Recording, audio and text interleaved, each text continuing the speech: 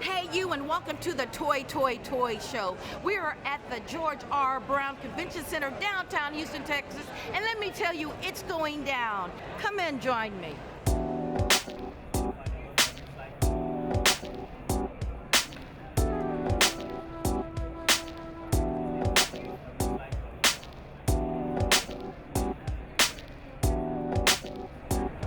Tell us about this wonderful costume you have. This is actually a combination of majority of my favorite characters. I do have my representation for Game of Thrones due to the dragon. I also love pirates, my favorite of them being Edward Kenway and also in the Assassins. So she actually has a combination. I don't have all my weapons with me unfortunately, but it's because of the con. Can't bring them in. I'm working on several new outfits. Follow me on Instagram, Lady Gray. I also have several other cosplays that I do as well. A lot of them are featured also on my Instagram, Facebook, you name it, even Twitter. Fantastic. Well, thank you so much for your time, little lady, and enjoy the weekend. Yes, I'm very excited to see a lot of new people and a lot of new faces. So Right. Looking forward to it. I'm the Red Queen. It's a Mad Hatter and Absalon. It's the first time she's worn that. I just made that outfit for her Awesome. recently. Awesome. I made this entire outfit as well. I really love to do cosplay and costuming and costume design. We've won a few competitions, and I don't know if we're going to enter it today. We'll see. You know, as a matter of fact, that was my next question. So what's the hesitation about entering the contest? Very time consuming. It'll take 4 hours tonight. Yeah, from 6 to 10. So.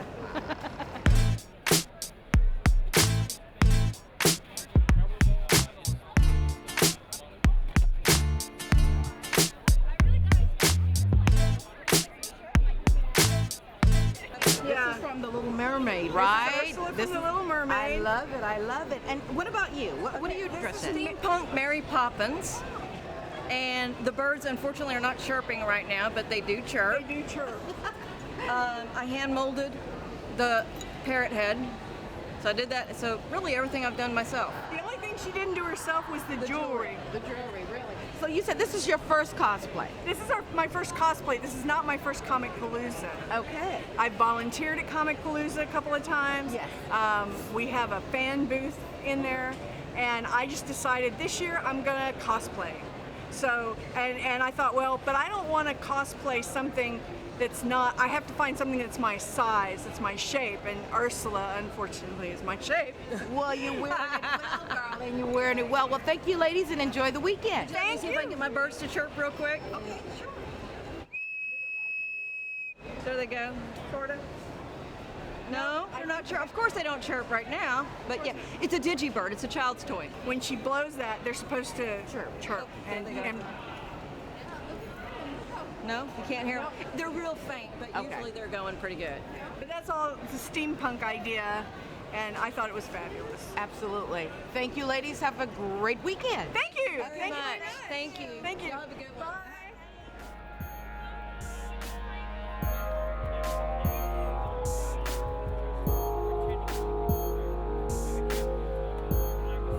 As a director, what is the starting point? I know you need a good script. I know we know you need characters and. Well, okay, so the main thing as students, okay, so you want to be excited about making a movie, any movie. That's a huge mistake because it's hard to do. I mean, I don't think I would have listened if somebody would have told me that. But the reality is you have to have true passion and a love for what it is you're telling, and you have to really ask yourself, why does this movie need to be made? And I know you've heard that as a student, you've heard this before. Correct. But it's really true. You really have to ask, why do I need to make this? How is this going to help culture? Why is that going to be an important film? And so on. So that is key, because you're never going to have enough energy if you don't do that, if you don't have a true, honest-to-heart discussion with yourself about that. And so you're going to think it's about the camera, it's not. You're going to think it's about the equipment, it's not. You're going to think it's about all those other things. But the real key thing is, how honest is it? How honest is it? Is it from the heart? That's what's going to, because that's what's going to touch the audience.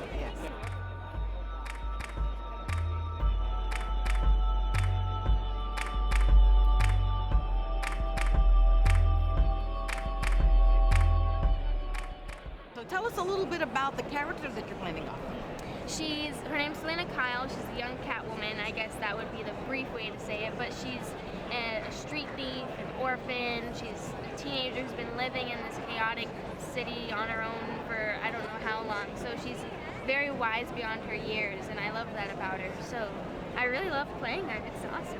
Wonderful. And also you were nominated for the Saturn 2015. How was that? It was awesome. I was nominated with a whole bunch of amazing actors, like one of them being Macy Williams, I believe. Awesome. So I was just like, just to be nominated with that level of actors it was incredible. So tell us, what is your great accomplishments thus far? I mean, you're still young. There's so much ground to cover, but so far. I mean, definitely being part of this show. I don't know. I feel like I've it's a really hard question. Yeah, like I said, you're still young, you're still growing, you're still learning. Because there are different types of accomplishments that I've gotten to achieve. Like when I believe it was the 2011-2012 tour, I got to assist this dance convention called the Pulse On Tour, where the choreographers from So You Think You Can Dance teach, and I got to tour with them. So that felt like an accomplishment. Yep, absolutely. So, and then, different things like that. So, I don't know. What type of character would you like to play? What do you think best fits you and your personality? I've always been open to different kinds of characters. I've definitely always been intrigued with action and drama. Yeah. But I've always wanted to play a boy. A boy? That's always been one of my dream roles, was to play a boy. Tell me why. I feel like it would be unique. Yeah. You don't see that very often, and I feel like it would be a challenge. Not necessarily a difficult challenge, but it would be definitely a way to change it up a bit. Yeah, absolutely. For my creativity, especially. So, yeah. I mean, that would be something to see on the big screen playing a boy. Yeah. I mean, I would pay money to come and see you play a boy. Oh. We're going to get some more information about Gotham. When does it start? So, okay, Carmen, when is it going to air? September 19th. Okay, September 19th. Be there or be square. Yes. Thank you. Tune in. Absolutely.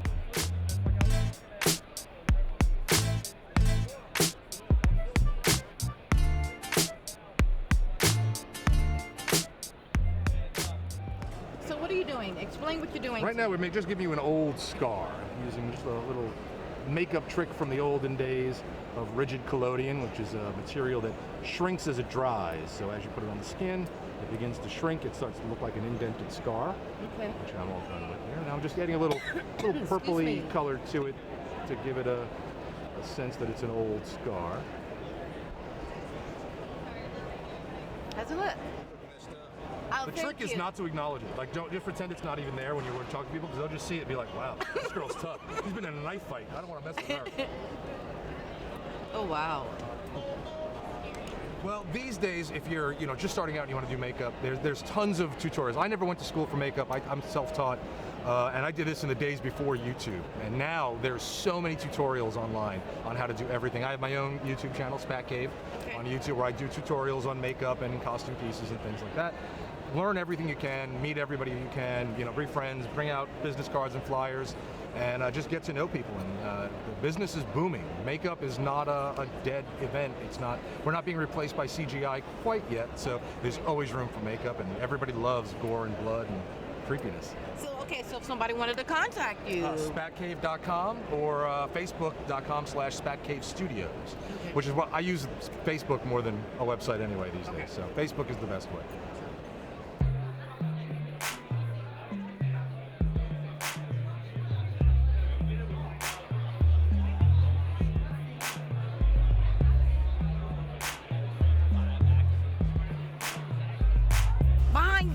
That door right there, that's letter A. I tell you, it's nothing but frantic. I mean, I hear them pounding on the door. It's like scary. And I know I better move out the way quickly before I get ran over.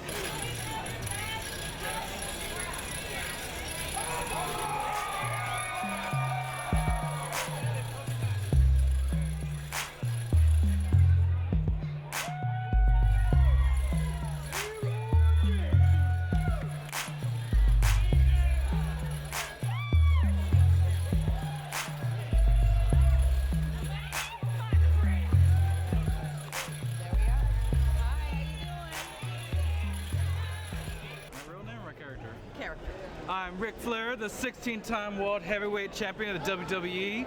All right, so how long you been doing this, Ric Flair? Ooh, this is actually my first time doing this costume. Oh yeah, and how does it feel? Woo! I've been doing this for a couple of years. Right now I'm going for a doctorate at Rice University. Yes. So my whole thing is about psychology, particularly working on video game psychology and comic books. So being in this kind of environment, it's like I'm used to it. Now I just get to study it now. That's awesome. Well, you look great. Of course. Thank you so much. You're welcome. All right, Rick, thanks a lot. Have a great weekend. Are those not hot? Okay. That's hot, okay? I love it. So you want to take photos. Who are you taking photos with? I work with 20 different photographers, so I think I'm only shooting with 5 today. Only 5? Yeah, Okay. that's going to be a full day if I try to do all of them. All right, well, that's cool. Sasha, tell us what you're doing. What you doing today? I'm moseying. I'm going to introduce one of my friends to a convention because she's never been to one before. A convergent. It'll be a fun thing. Yes. Okay. She's not due till later, but I'm gonna, hang around, take pictures, meet people. Yeah. Be with my friends. It's what I like to do. Okay, so you said you're going to have somebody sign your guitar. Yeah. Last year I met Rosario Dawson and she signed my guitar. Not and bad. this year Tara Reid is here and I'm hoping she'll sign my guitar too. Yay! So tell us a little bit about your costume. Basically, I was looking for something to make about 8 months ago and I was browsing online and I found pictures of a figurine for Square Enix Catwoman, and I was like, man, that's super detailed. I really want it. So that's basically the story behind that. Just sat down one day, made patterns, figured out materials I wanted to use, and just did it. Went for it. So you actually put that together? Yes, I've made literally every single thing I'm wearing except for the gun. That's awesome. You look great. Okay. Thank you. And so we got a NCIS character here. So tell us a little bit about you. Well, basically, Abby Sciuto is a forensic scientist, so she'll get all where the bullet's from, she'll get fingerprints, and she'll run them through all of the diagnostics and everything. So she's just a really cool science geek, and she's like a happy goth, basically. And my name is also Abby, so I was like, I can totally do her. And cool. Yeah, and she's probably my favorite character on the show.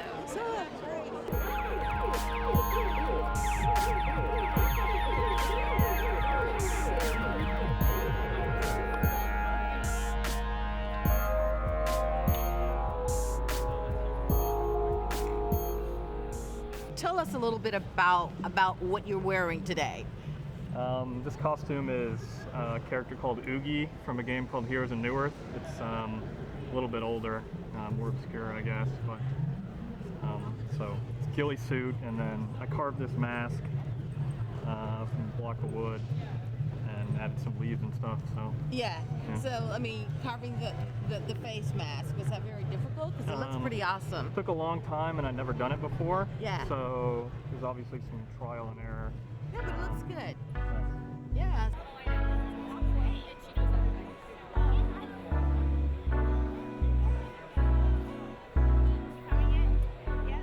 What's going on here? Well, this is Renegade, and she is a supernatural tribute card. Okay. And she is exactly like one of the 7 cars that are in the show, because there's actually 7.5.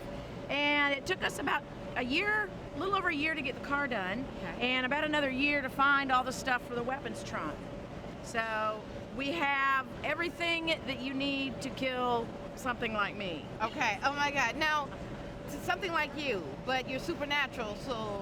Right. So I don't know. There's no White Walkers or supernatural, but there's vampires and werewolves and Wendigos and you name it. Right. So we've got Cass's Angel Blade. We've got Ruby's Demon Knife. We have the First Blade. We have the Holy Grail, the Colt. Okay. Which is the big demon killing gun. You have it? Where is it? We do. Where It's is here. the Colt? It's right here in the box. Can you see the Colt? So this was one of my birthday presents, was the Colt. I know, right? Weapons for birthday, weapons for Who anniversary. does that? Was that husband? It was my husband. He's awesome. It's Texas after all, right? Right. Yeah. So we have a lot of the weapons they use in the show. Great. I have the John's Journal, which has all the pages that you've seen in the show. They're all, I hand lettered them all. I've got all the creepy pictures. Cool. You know, so it's kind of a unwritten love letter to the show. And it's always been very important because it emphasizes family. And it's not family just isn't blood. People can still be family even though you have no genetic relation at all. It's who you let in. us. Yes, exactly. Hi. Hi.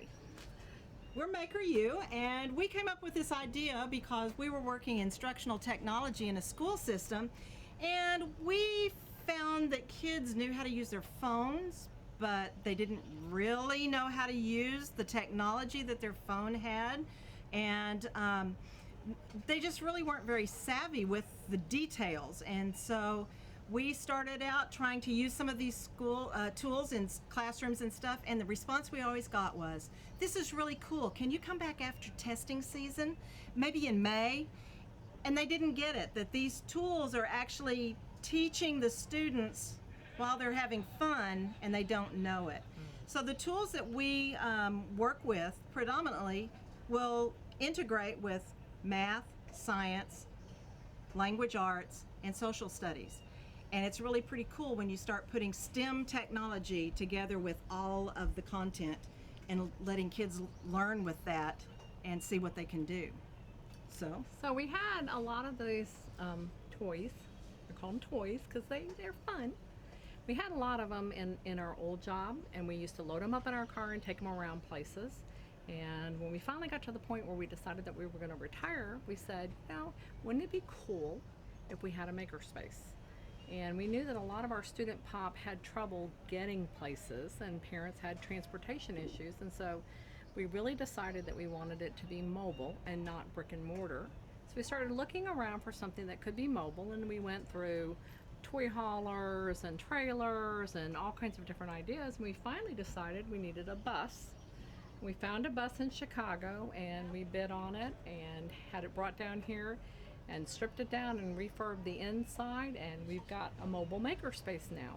And so we've had this bus since October of 2015, and it's got a lot of miles and a lot of love in it. And it is our makerspace in that we redo it a lot, and we kind of say, maybe we need to fix this corner, and we need to put this in, and we need to change this out.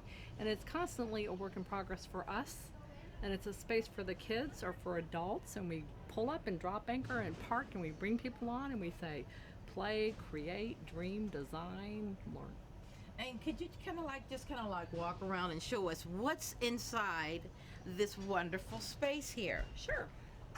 So up here at the front, we've got our MakerBot, and we also have an iPad with our Osmo, this is coding for our young ones, and it's a very simple way for them to start learning coding. We're huge on Hour of Code. We're huge on coding. We're huge on computer programming for all students. That's something that we truly believe in. We believe in Kickstarters.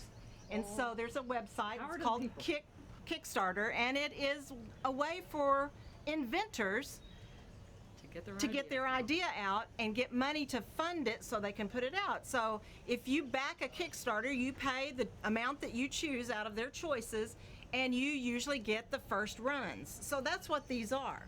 And so this one was a Kano kit, and it's made lots of improvements, but this was early Kano. And all it is, guys, is a Raspberry Pi. Are you familiar with that? Raspberry Pi is a computer for $35 that's pretty powerful, on down to about $5, and it's going to be slow, but it'll work. And so it doesn't run Windows, it doesn't run Mac, it runs Linux and different ones, Ubuntu and things that you have to program. So this company, or this Kickstarter, put out one that's called Kano. It is their own program, and instead of running all the lines of code, the screen comes up like this for the students. And what they really like about this one is, here I've got drawing, I've got Pong, the old game Pong. We go back to very retro. We've got Minecraft on here. We've got access to Google, so they can do research on it. So there's drawing, there's a music program on here where they have to program a synthesizer to make music. So all of those things are in this little box, and it can run off of anything really. It just came with this nice little keyboard that's kind of fun for little ones. And then over here we have two pipers, a different company, a different idea, and what they did was sent this out in a kit. So Mary and I each built our own computer. And they have to come to this kit and find what they're told. So it's got LEDs, it's got leads, and this is the breadboard, and it's going to allow them to continue to advance through that while they build in this Arduino world. So it's teaching them those skills.